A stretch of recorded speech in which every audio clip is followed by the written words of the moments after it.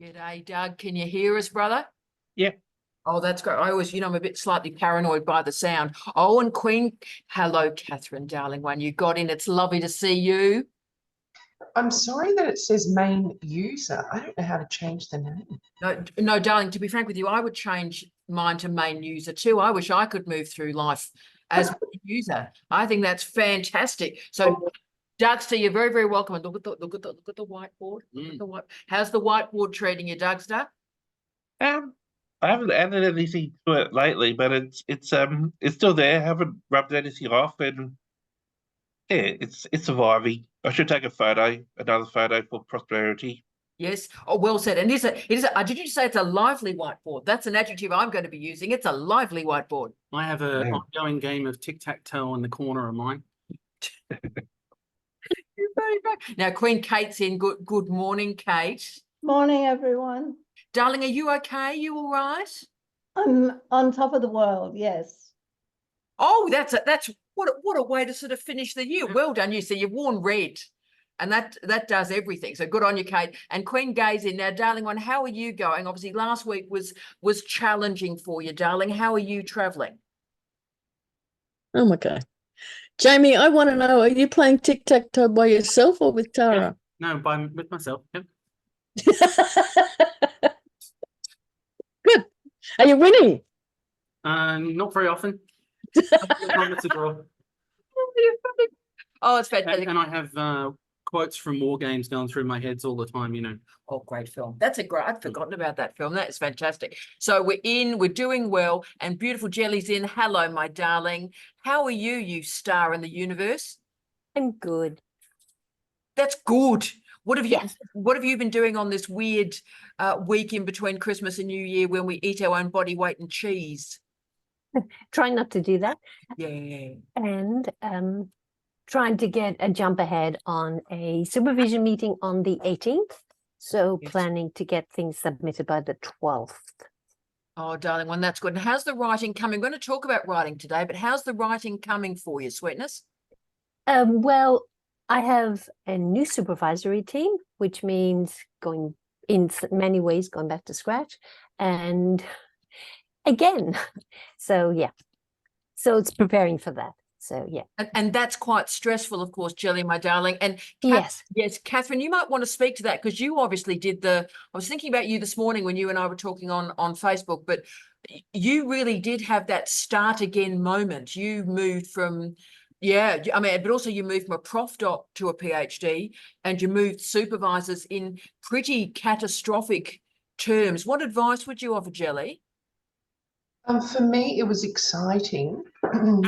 And the stories behind both changes, perhaps for another time, but I changed a set of supervisors and then chose my second set, not as wisely as perhaps I could have. And then I had to change the second set. And at that second change, I went, as Tara said, from the professional doctorate of education to the PhD. At that final change to the much bigger thesis that was like being released, that was an exciting time for me. And the first to second, wiser, stronger. Yep, much more in charge. So for me, it wasn't starting again. For them, it was starting afresh. So for me, I found it really exciting time because I took charge. That's interesting because I think what Jelly's already just expressed to us is this sort of fear that we're starting again. So a tabula rasa experience and all the work I've done is now being reassessed, with a fresh set of eyes that may hate it. Have you got advice about preparing that? I mean, you took charge, but I think that's a powerful verb that. Yeah, I'm not sure, Jelly, how long you've been in your doctoral supervisory team, but by the time I changed to my second team, even during the first team, really, there was a 6-month hiatus where I could not get them to connect with me, phone, in person, Skype. So I gave them 6 months, and then for all the right reasons in their experience, they couldn't connect with me. So that's cool. Moving on. I was in charge. I wasn't starting again. you're going to have to catch up. Thanks for your advice, but your reading list from the 1990s isn't going to cut it for me. So I'll just put that aside. So I would encourage you to feel empowered. I would encourage you to feel that you're the expert in your PhD, and it's up to them to catch up. They've agreed to be your supervisors, so they're going to have to do the catching up, not yourself. In saying that, my second team, for reasons that remain bizarre, and I really don't want to open that box anymore, I had the word development in my thesis, and my second team, the secondary supervisor, wholesale changed that word, just Control F, from development to, yeah, see, I don't want to open the box. She replaced it with a word. It took me 3 days before I could become human again. It turns out the word that she replaced it with, I did my research, originated in the context of research where they were training people to be Catholic priests. Now, I'd interviewed state school principals, nothing religious about my research at all. Formation was the word, formation. The formation of a rural school principal. So when I asked, why did you do that? The response was, you'll find out. That's what you're really doing anyway, with her crucifix on full show. Right. That was a really big warning sign for me. Yeah. Jump as quick as you can. So yes, they have to catch up, but it's your thesis. They can't change it. I think that's unbelievably good advice. And I will involve Kate at this point and Jamie, because there's also a responsibility from the supervisors, colleagues, that and Liam, you know exactly where I'm going here.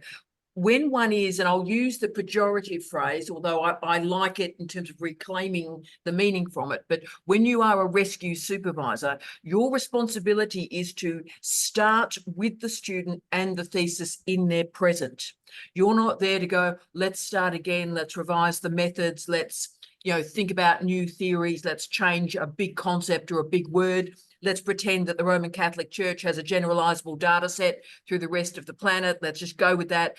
And that takes experience, I think. Liam, have you got a vibe on that? And then we'll go to Jamie, because you've had to do this through the disciplines recently. Liam, you got a vibe on moving between supervisors and what students and supervisors should do to help Jelly?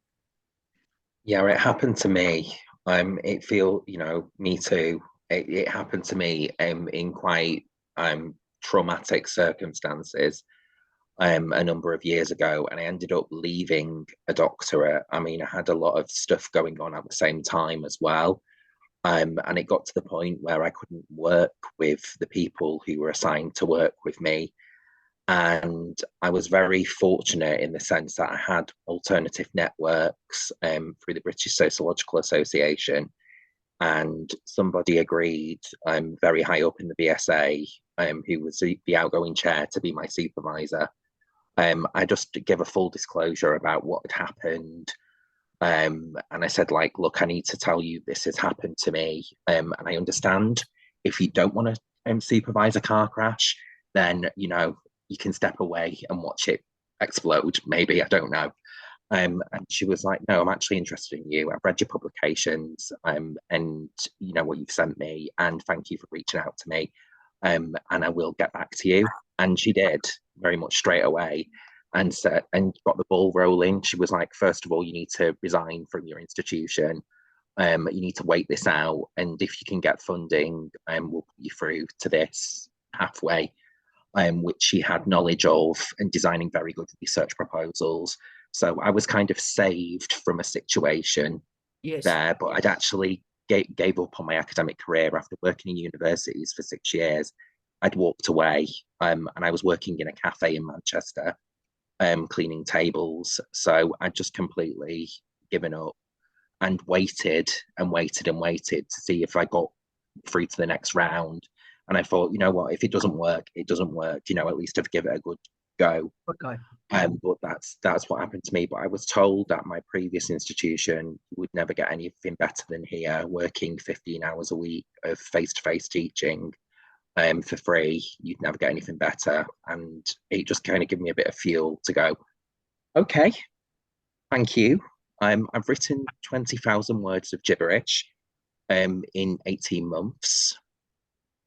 And I shown that to the new supervisor. And she actually did said, right, what we're going to do is we're going to park this. I don't think it will inform the thesis in any substantial way because it's not of the right quality. And I was like, and that was quite hard to hear, but it did me the world of good. Like we literally scrapped 20,000 words of gibberish. And did start again, and she helped build me back up intellectually as a scholar. Yeah. And my other supervisor did that as well. Unfortunately, during the pandemic, that supervisor left because they were traveling 60 miles on a daily basis to get to work.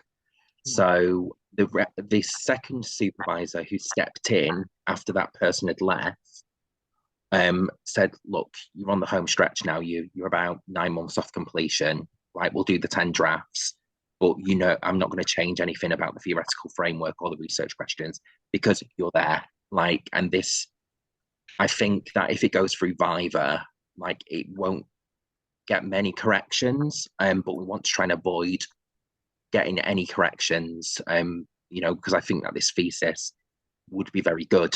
Like looking at the data, the way it's presented, the ontology, the epistemology. She said you've really got to grips with that. And that's really, really important. And you've let it guide your approach. And I knew that through watching a lot of Tara's videos, like I OD'd on them in 2019. So, you know, even though my advice and my kind of trajectory was very different, and it involved walking away for a period of time, I am glad I scrapped that 20,000 words of gibberish. And look, Liam, you and I have been linked ever since we met in 2019, asynchronously. And can I say, I sent an email to our CDU students as I do every Friday. So one of them have Noran and Victor and Bree on the call. And the conversation this morning in the message was very much about international standards, that we can all look at a video going, yeah, it was a bit intense there, girlfriend. Because I think we can get a bit lost, Liam, in Manchester standards or the standards that are going on in a supervisor's head or world famous in Darwin, right? And actually, the one thing you can guarantee is that the thesis is assessed by international examiners, the best in the world. So we need to always remind ourselves about those international standards, which is what that remarkable woman did for you and said, look, the 20,000 words, let's park that and let's renew our conversation through standards. I've learned something this morning, Liam. That's remarkable. Where are you on the rescue supervision? Because you've done a lot in the last few years. So I have about 6 things running through my head, which is dangerous. And I think I want to, first of all, Liam, I want to acknowledge the fact that your supervisor, the new one, they had the capacity to work closely with you and carefully with you. And if you think about the point where you change supervisors is essentially a recalibration. It's a recalibration for you. It's a recalibration for them. It's a recalibration across the board, right? So I wanted to say that because I used that word and I said that to Doug during the week. And it's relevant. It's relevant across a number of different vistas. For girls, I want to say that when you change and start or restart or shift, you have the opportunity to recalibrate yourself because you get to present yourself to new supervisors in the way that you want to be. And if you present yourself as the way you want to be when you graduate, when you have your PhD, then they'll learn to work with you in that mode right from the beginning. Whereas you're not a brand new student. See, that one of the challenges you've got is when I talk about the capacity of supervisors, if you have a rescue supervisor who doesn't know how to rescue supervise and they treat you like you're a brand new student, you start with friction and lots of it, because you kind of go, look, I'm not green, I'm not blind, I do have some idea of what this thing's supposed to look like. So please don't treat me like I don't know what I'm doing, right? And so it comes down to interpretation. So if Liam was told to park his 20,000 words and his feeling was, but I know something about what I'm doing, you know, and you're making me feel like I don't know what I'm doing.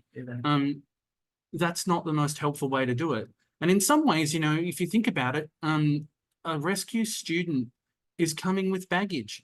And the idea is that you want them to unpack and feel safe to unpack and pick out the things that are valuable and pick out the things that you can carry forward and then build it back up. So a deconstruction and a reconstruction. And there may be some adjustment or so on, but I'll say that the poorest supervisors will say, no, I don't know how to help you with yours. We're going to change it and you're going to start again with a brand new project that fits under My Vista. And that's not a rescue, that's a restart. Oh, now I don't know, my life's changed. I've done a fair amount of work on rescue supervision and I was never as clear as that.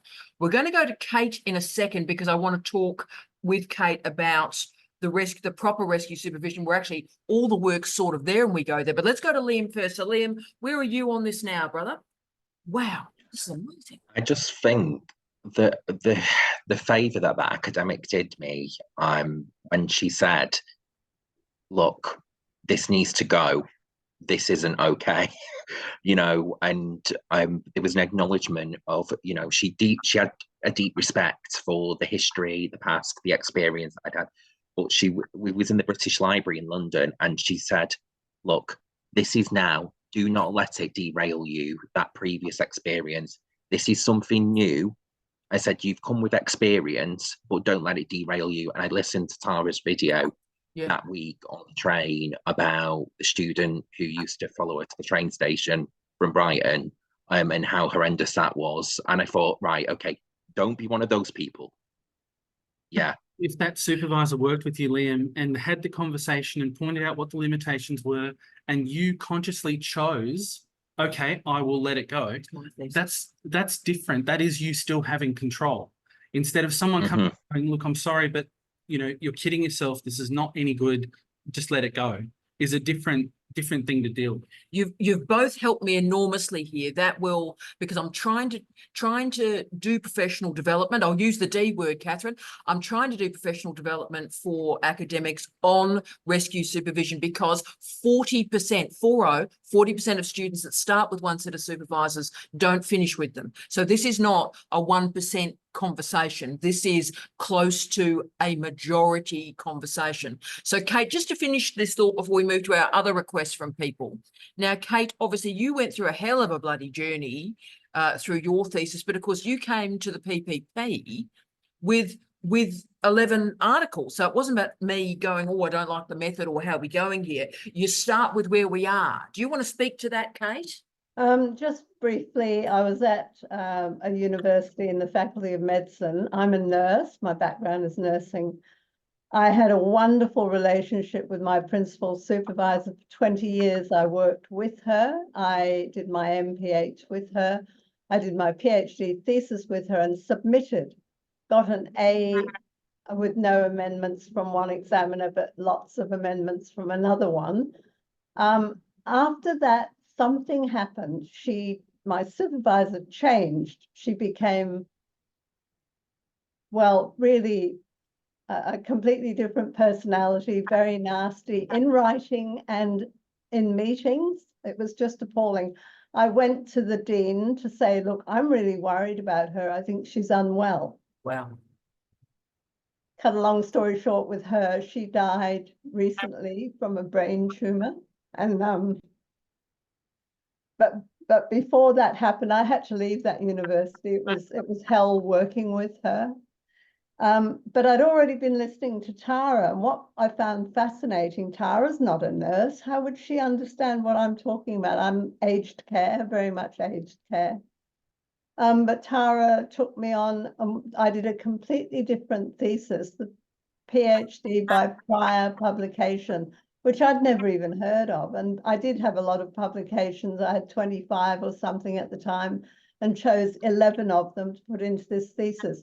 Took me 6 months to do a completely new thesis, and I finished months ago. It seems like 10 years ago. Thank you, Tara. Love you. I would not have done this without you. Thank you, Kate. Love you. And what theses do is you require expertise in form and content. And the best supervisors have both, colleagues, and that's tremendous. And that's great. And that's brilliant. So with the Dougster, you know, I've got expertise in form and content for the Doug. It's going to be amazing. We love Doug. It's terrific. But with Kate came with fully fleshed, you know, I have an interest in aged care. I have an interest in dementia and how, you know, I trained as a death doula. So I'm interested in sort of end times, if you will. And the law. And of course, I have yes, and you have the expertise, I don't. But it was a matter of respecting Kate. It was a matter of respecting Kate, respecting Kate's expertise, and moving forward from today, from now.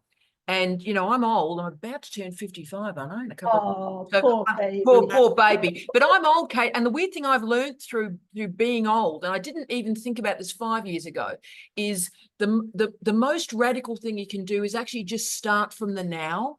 Start from the present, live in the day well, respect the human being that you're meeting on the day, respect their journey, and meet where we all are today. And I think that's changed my life. Sorry, Sweet. It's all right.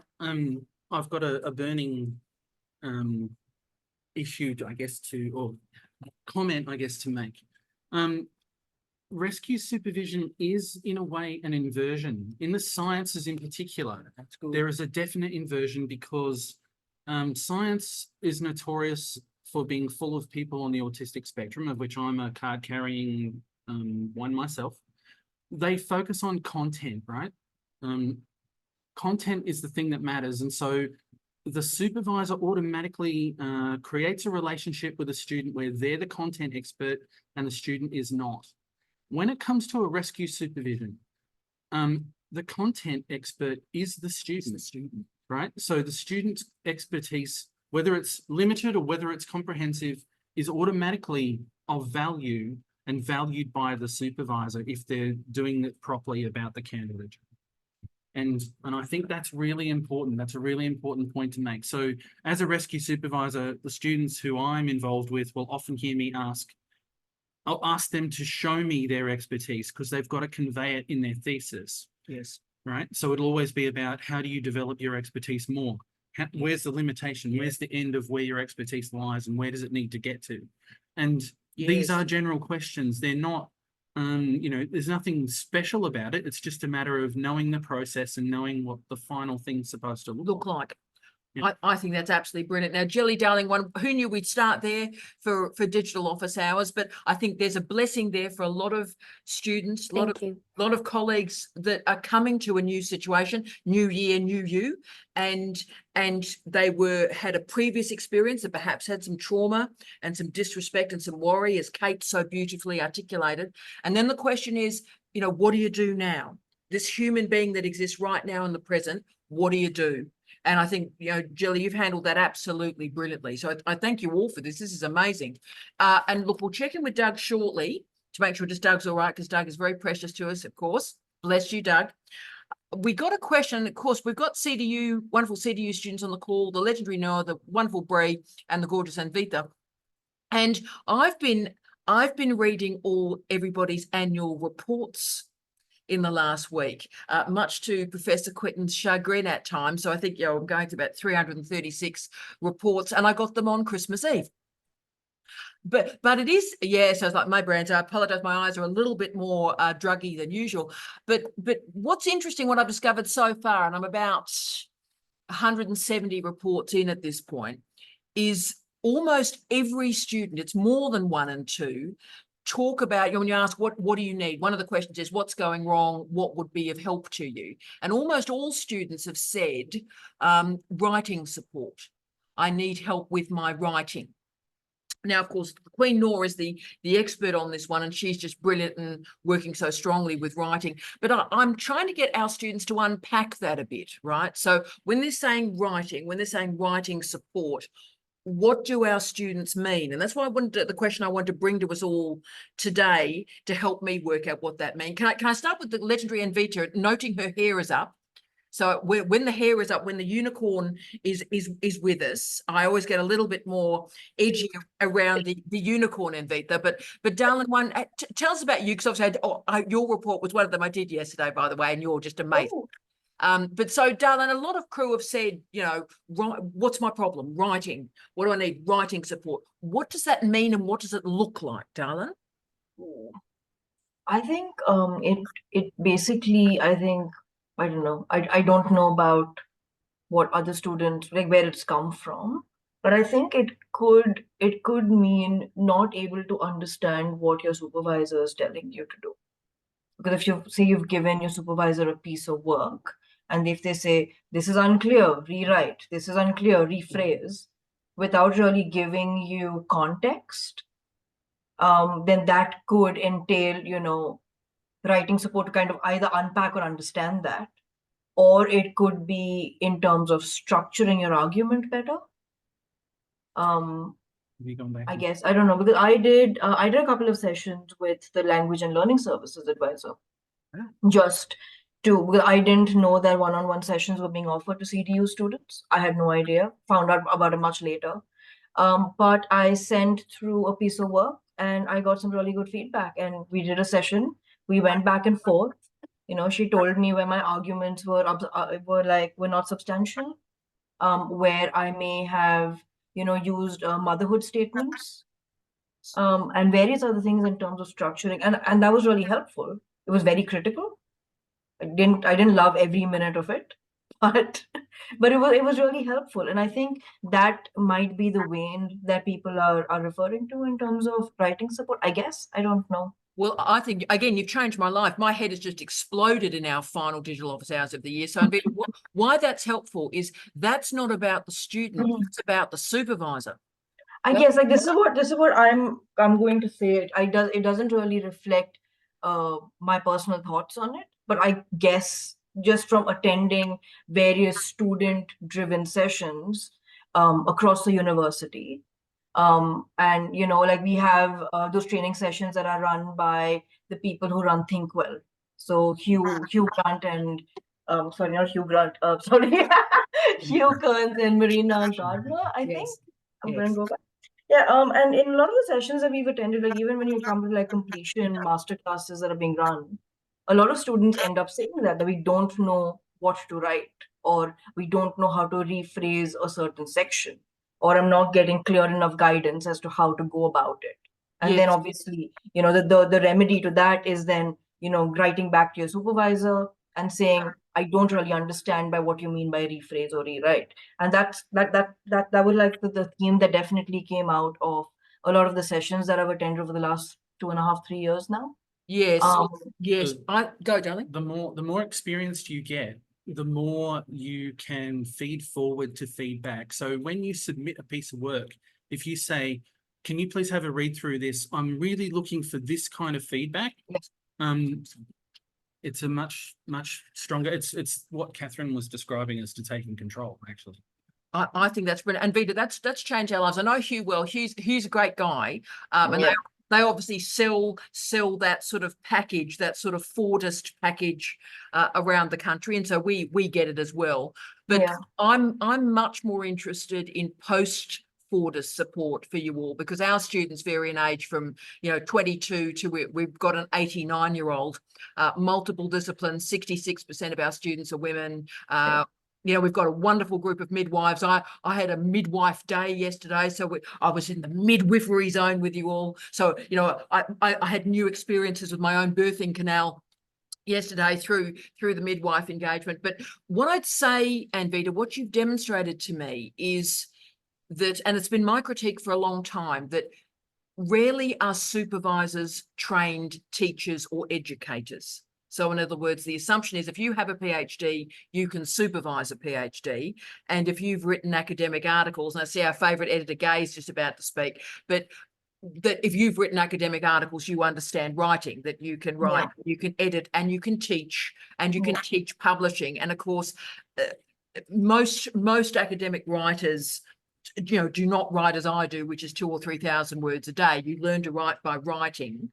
And so being able to edit and proofread and do developmental editing, which is really what you're describing, Anvita. And I think supervisors, this has changed my life, supervisors are focusing on sort of almost proofing, whereas what the students are after is developmental editing. Maybe, but I think also, and I'm just going to look at this from a very different lens, which is if you look at the students that come into CDU, a lot of them are international students, right? They may or may not have had a baseline qualification internationally in Australia, might have come to Australia to do a master's by research or a PhD, right? So research methods are very different internationally when you look at borders. So I come from India. The kind of teaching the delivery was very different in India than it is over here. And I did a master's in India, master's over here, very different approaches to teaching and learning.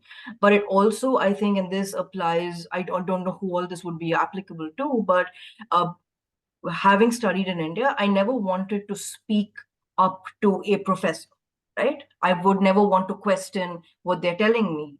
So that took learning, and I've been here now 7 years, so it's very different. And I'm much older than I'm older than a 24-year-old coming into the system over here. But it also, I think, takes a certain amount of courage to be able to speak up to your supervisor and question what they are telling you, question the kind of feedback that you're receiving.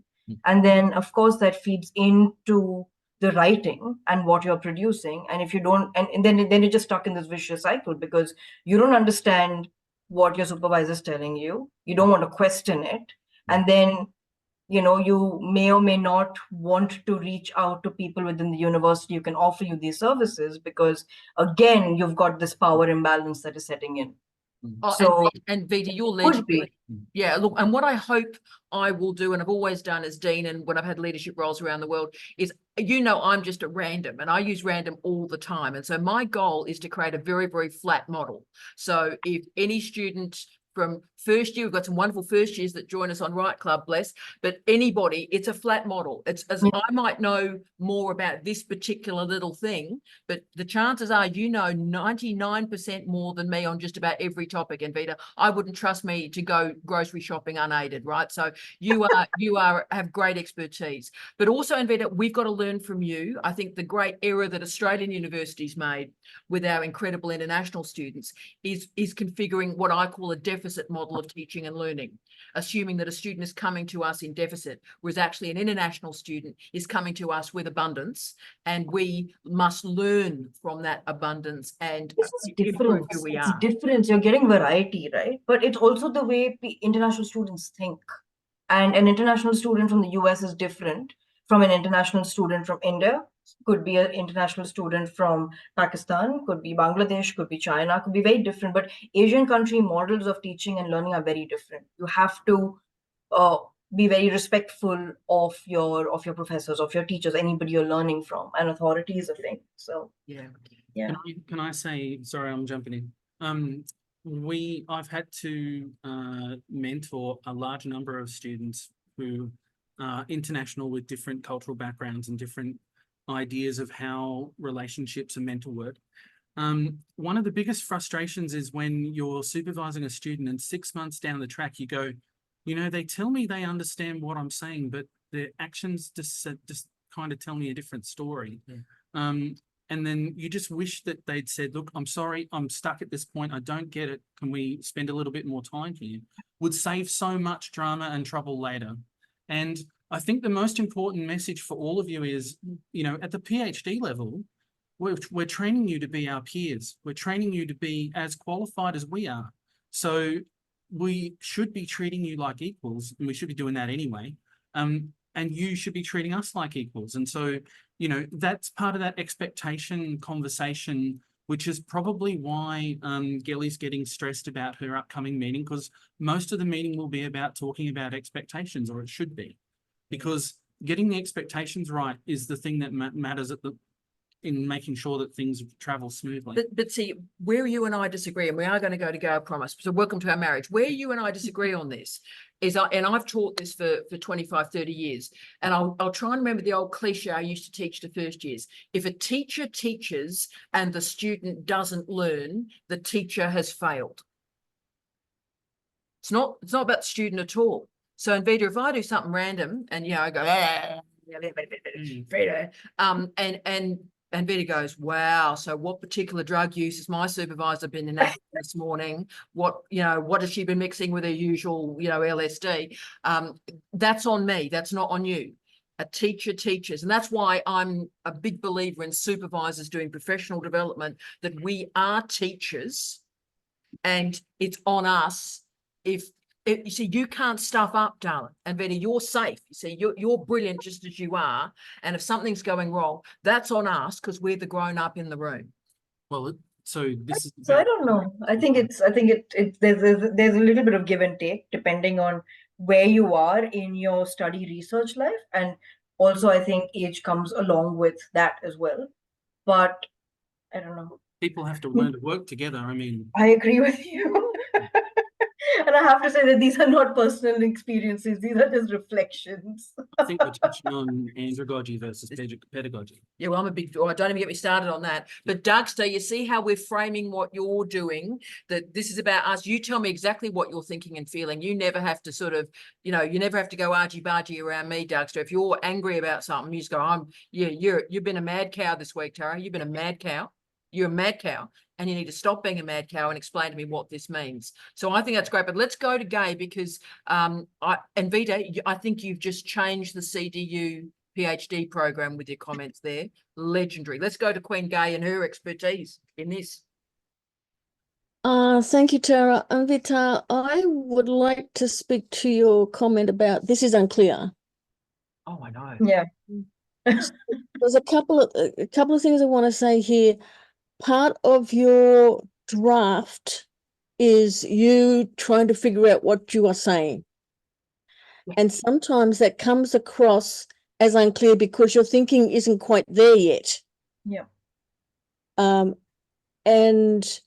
if your supervisor is saying this is unclear, that means that they can't quite understand what it is that you are writing. Now, that could be because you haven't quite figured it out yourself, or maybe you haven't expressed it quite as well as you need to for somebody else to understand what you're saying. And remembering that you're the expert in what you are doing, the non-expert may not be able to follow if you miss steps. Yep. Agreed. 100% agreed with that. And thank you for bringing that bit up, because as an editor, there are times when I come across a sentence that I cannot figure out what on earth they're saying, and I spend some time trying to figure it out. And sometimes I finally have to say, look, I'm really sorry, I don't understand this. It is unclear. Can you rephrase it? But it's not my job as an editor to help you to rephrase it as such, especially if I don't understand what you're saying. So maybe that's part of what's going on. Another part may be people for whom English is not their first language, find it difficult to express themselves in that other language. And all kudos to somebody who is writing a PhD in a language that is not their first language. That is an amazing thing. And sometimes this is where you need a little bit of extra help for the fine bits. Yeah. To define it properly. But as Jamie said, you possibly need to be going back to your supervisor saying, what is it that you don't understand, and how can you help me to rephrase it? Or you look at it yourself and think, maybe I don't quite know what I'm saying yet either. Gay, I think that's brilliantly said. All of us write to work out what we're thinking. Yeah. And that's why I've always said the best writers are actually the best editors. My first drafts, Anvita, I wouldn't use when I go to the toilet. Okay. My first drafts are a debacle, are an embarrassment to humanity, right? So what I think we've learned so far, and I will do this for you all, and I'll try and do it the next couple of weeks, is we have a PD program at CDU called Touchstones, which the supervisors must do one a year. And I think I'm going to create one on developmental editing, Anvita, so that they understand that phrase and they understand what that is and how it's different from other forms of proofing or editing. And that might help. That might help a large part of the cohort, I'm guessing, because there have been more and more people coming up in sessions talking about the fact that they don't understand or they don't know how to develop an argument or to write it or critically analyze a document or do a critical review of a paper and put that into their literature review. And these are issues that students have been having ever since I started, at least. Right. So, Anvita, what I might do, we might make 2024. I've sort of got my feet under the table since I arrived at Dean and not interrupted people too much. But I think what I'll do now is I'll run overt disintermediated sessions with the students on things like you've said here, how to write an argument, something as overt as that. And Yes. let's go from there. So I think Liam was going to, and then I want to just have a talk with wonderful Nur and Bree as well. But Liam, talk to me. This is really, really helpful learning points because I'm 18 months out of my PhD and my peer group, as we're starting to get in like tenured positions, we're starting to become the next generation of PhD supervisors. So, you know, some of my colleagues who I did my PhD with are now supervisors, second supervisors, third supervisors. And I had to have a word with somebody because I was just like, you sound really harsh. Like, you know, I don't know whether it's like the newer the people are, like the harder they are on the students. Like, it's like they forgot what it was like. And this is not how you behave. And, you know, trying to create this kind of like hierarchy, like, oh, you know, I'm an academic now, you know, it's like, no, we're all colleagues. And, you know, this is like a 55-year-old woman who's doing the PhD, like, you know, who has a lot more life experience than me. The supervisor you wish you had. What Yeah. a thing that is. Liam, can I just say, and you saw me laughing and looking at Kate laughing because we had a good conversation about this. Yeah, Liam, unfortunately, the earlier career researchers are the toughest supervisors and the toughest examiners. And so that's why, sadly, people keep reverting to the old senior close to death people because they're a bit calmer. So what we try and do, and this comes from the English model for supervision, Liam, you've got a very old, experienced, haggard, close to death human who's actually decent, has seen everything, as academic life zombies, oh my God. And then you have sort of the young, fresh, you know, buoyant with life human, and you put them together as a supervisory team for that old-fashioned mentoring model. It's very old. I'm not a huge fan, but you learn with on-the-job training. That stuff comes from the UK model. But yeah, Liam, it's a real problem because students that have just graduated from their PhD, they have a data set of one. And of course, they assume that they're a genius, bless, and I'm sure you are. But so I have a data set of one, and my thesis was amazing. So any other thesis that they read can't be as good as this because theirs was amazing. And so it causes a little bit of a problem with a data set of one. When you get to my age and there's a data set of, you know, 8,000 or 9,000, then you go, you know what, this student's going pretty damn well. This student's going really well. I've seen some people, Liam, you've heard me one of those videos talk about one of those people that have randomly sort of stalked me after previously stalking their previous supervisor. It's like, things don't get much worse than someone that has like a restraining order around them, you know, in relation to their supervisors. That's probably the benchmark. If you haven't got a restraining order, the student's doing well, right? Come on. Fantastic. I get that completely. And I just wanted to say, like, you know, for those who are still doing the PhD, you know, we're your colleagues. And, you know, I was where you were, like 18 months ago. And these just days where you're just like, oh, I'll never do this, you know, and you tell yourself that constantly, because there's this voice that, you know, it's an impending countdown. But yeah, I have had a word with some colleagues and I've said, you know, maybe don't be as mean. You know? Yeah, I'm classier than you, Liam. So I use phrases like calm the farm, girlfriend. Just calm the farm, right? Just turn it. You're on 11. Make it 2. Everything's cool. They're doing fine. You rock, Liam. Should we go to the wonderful Nur and Bree? Because obviously I really need to get things right for our colleagues next year. So gorgeous Nur, my darling, obviously you and I first met over writing and authorship and academic Yes. integrity matters. And of course, you've had that fabulous one-to-one writing training that CDU has. Yes. So, yes. tell us what you think. And I also want to say to you now, darling, you were worried about your writing. Can I say Yes. almost all of the CDU students are worried about writing. You're not on your own, sweetness. Thank you. Thank you, Tara. I love you. I love you. I love you. Okay. So, sweetheart, when students are using that, or you use it yourself, so the need for writing or writing support, what do you mean by that, darling? What's the content? What do you need when you use those words? Okay. Thank you, Tara. So I would like to tell you about the historical pathways of my difficulties in writing. So thank you for Anvita for introductions. You know, you represent my positions and all of us as an international student. So my supervisor told me on September, I remember it so well.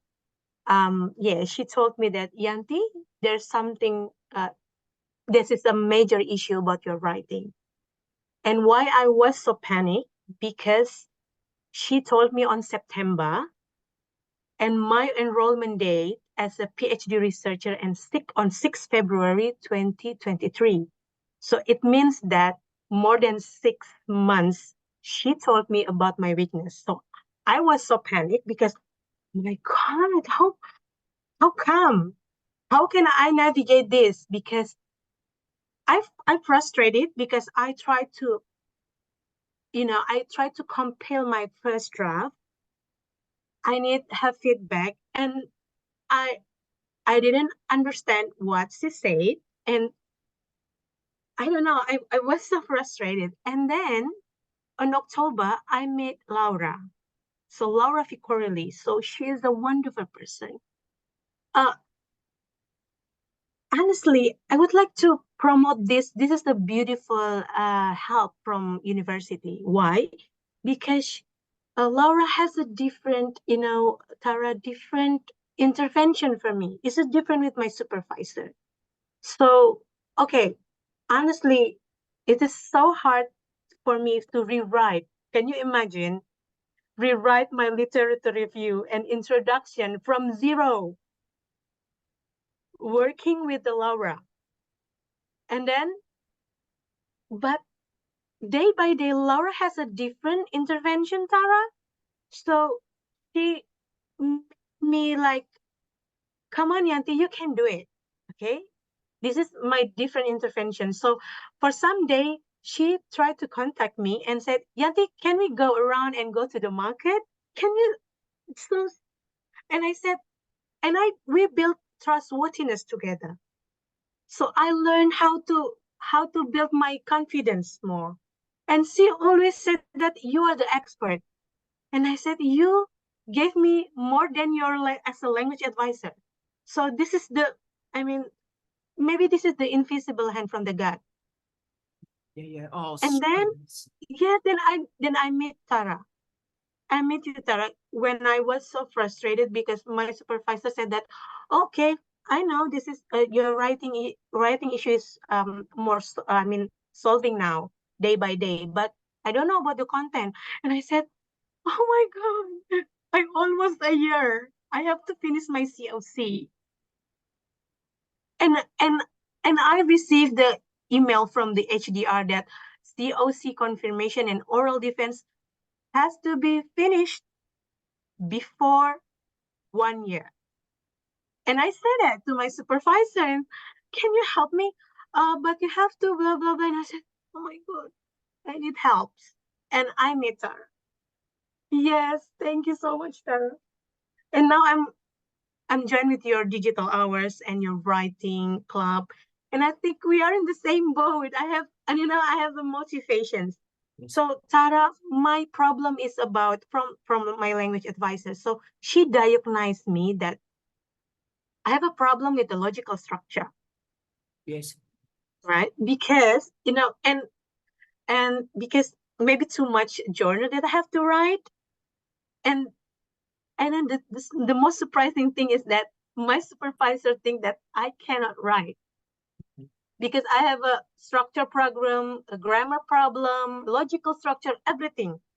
And Laura said, no, your problem is about logical structure and we can overcome this together. It is about trustworthiness, right? It is. Tara? Yes, I need trust. I And can do it. and Yes. you can do it, and you are doing it, Angel. In fact, there's only one area that we're working on with you, as far as I'm concerned. I mean, darling, we're in late capitalism. Logic left the building about 2 decades ago, Angel. So what I'd say to you is, what my one intervention for you would be topic sentences, Angel. Topic sentences. Oh, I see. That is the first sentence of every paragraph. And Okay. and darling, what we do, I write them basically after I've crunched out info. There it is.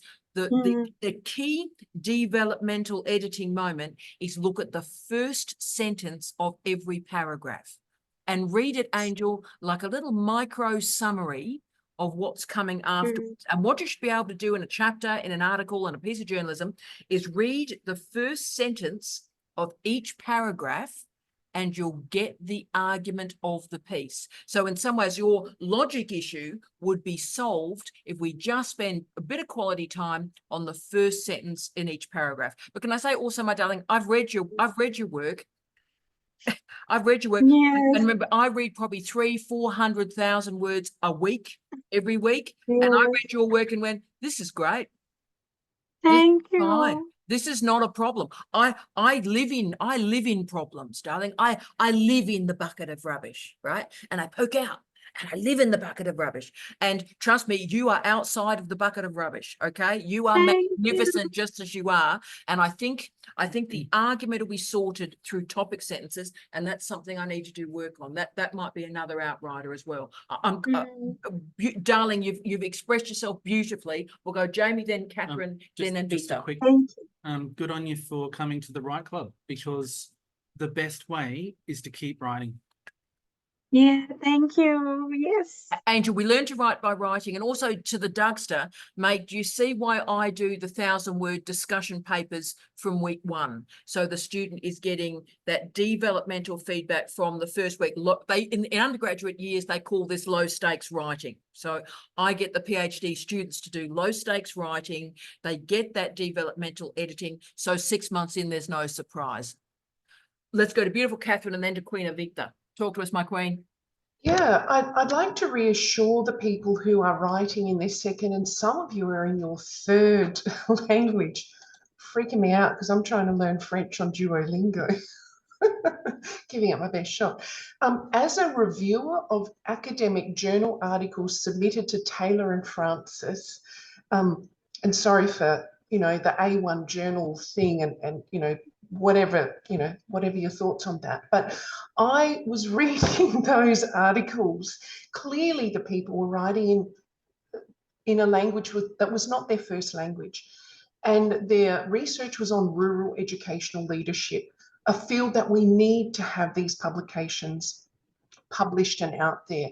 So I was telling the editor, I am prepared to work with this journal article writer and support them with their topic sentences. That was the issue. And then have the paragraph argument cascade from that topic sentence. Interestingly, and I'm not saying this was me, but interestingly, they started advertising jobs for people to do just that. They wanted to employ people to work with people who are submitting journal articles, clearly not English as first language, to support those people through the process. Please keep dear and deep in your heart. There are people out there advocating for you. Just because you're not an expert in the English language doesn't mean you shouldn't be publishing. And in a sense you are, because you're doing it in a second or third language. That's kind of an expertise that outstrips my expertise. And secondly, please don't presume that if someone went to an Australian school, that they can write topic sentences.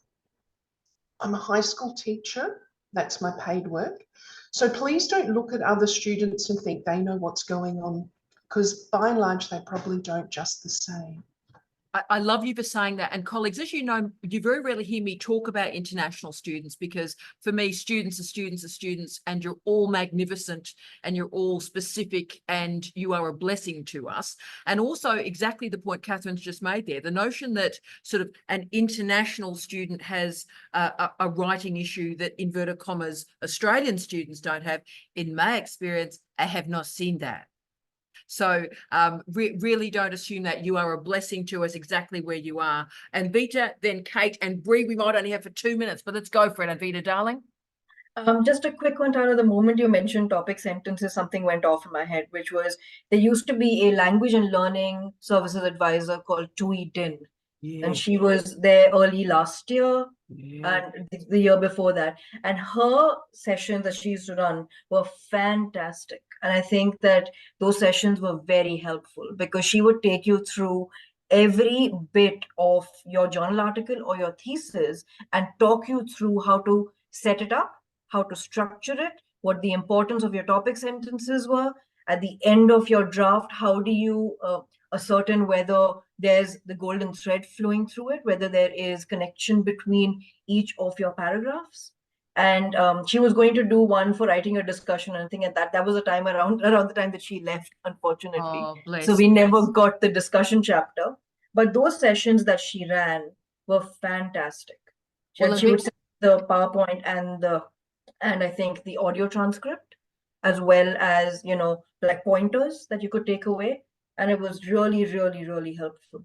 Darling one, I'll try and replicate that, starting from the word to the sentence to the paragraph, right at the bit, start right at the beginning and go through. You're a superstar. Well done, my darling. Thank you for that. That'll change the world. To Queen Kate, talk to us, my darling. Just about helping people rewrite papers when English is not their first language. You might remember, Tara, I've got 3 papers published in the Asian Journal of Medical Sciences. Loved the editor. He was very complimentary about my work. But a couple of years ago, he asked me if I would review papers written by doctors and nurses on wounds, infection control, which are my topics. Would I help with the editing, the English language, and suggestions? I did half a dozen papers, absolutely loved working with them. And they're all now published. And I've got another one coming out on Monday, Tuesday with this same journal. But you need a nice editor who understands what people need and who can help. But certainly the topics were all mine that I could identify with, so I could make suggestions to the writers. But I love doing that. I think you're brilliant. And can I say, with the author processing fees that, of course, I have profound disrespect for, if people are going to charge author processing fees in journals, how about it's used for some developmental editing to manage global injustice? I then would be more in favour of those fees. I've never... Go, darling. Go, Kate. Or have you frozen, sweetness? Sorry, I said We've gone well with Kate today, bless her. You can't hear. Yeah, no, we froze again, Queen Kate. We'll let your internet catch up for a second. And we've only got a couple of minutes for beautiful Bree. But Bree, just could you talk to us about you and writing, and so what we can do moving forward to help you? So tell me about you and writing, Bree. Well, first of all, Tara, I want to say, oh my God, I didn't know you were a trained death doula. Respect to you. Yeah, because my topic is aged care and person-centered care. So with my writing, I was fortunate enough to run through the program, honours program at Charles Darwin University. So I engage in all that library resources with my honours thesis, and it's such a great support.